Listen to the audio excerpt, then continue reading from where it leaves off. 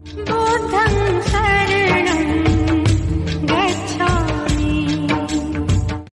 एकदा गौतम बुद्ध आपल्या शिष्यासह एका गावात प्रचारासाठी जात होते. गावात पोहोचण्यापूर्वी वाटेत ठिकठिकाणी खोदलेले अनेक गड्डे दिसले. हे गड्डे पाहून महात्मा बुद्धांच्या एका शिष्याला प्रश्न पडून लागला की त्याचे रहस्य काय आहे. त्यांनी आपल्या गुरु बुद्धाला विचारले, तथागत, मला या खड्ड्याचे रहस्य सांगा.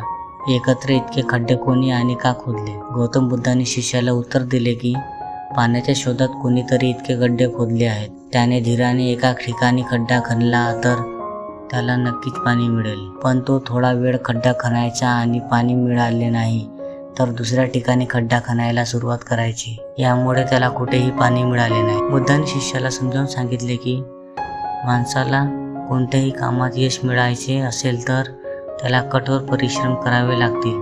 परंतु कठोर परिश्रमासोबतच स्वभावात संयम असणेही महत्त्वाचे आहे. कधी कधी खूप दिवस मेहनत केल्यावरच यश मिळते.